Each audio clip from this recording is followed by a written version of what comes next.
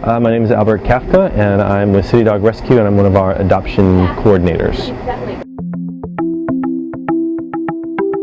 So as an adoption coordinator, I help to take our dogs that we get into our system and bring them, when we get them in, I take them to, I work with people that are interested in adopting our dogs.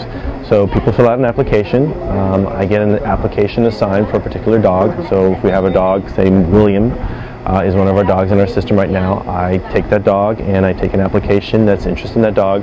I talk to the applicant. I explain to them the process of adopting our dog, or adopting one of our dogs, what we do, and then I try to see if they're going to be a good fit, try to make sure that they understand the amount of work that potentially goes into adopting a rescue dog, since rescue dogs sometimes have a little bit more issues than a regular dog. And then once I sort of get comfortable with the person and see that they're really interested are interested in adopting one of our dogs, I go and do a house visit and also talk to some of their references and a vet or anybody else that they potentially have as well.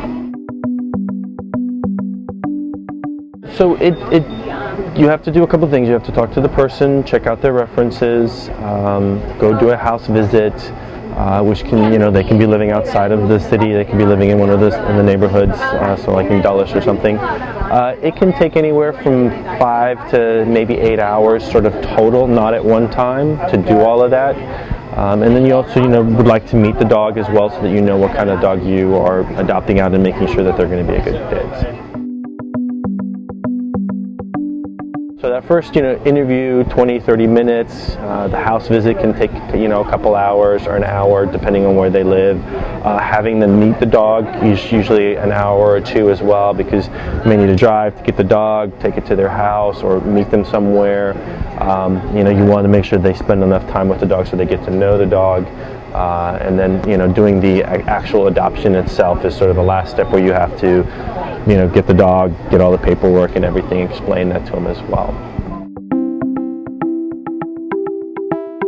If I see any sort of a red flag, maybe where they want to, one of our questions on the application is, how long do you see yourself leaving the dog alone for?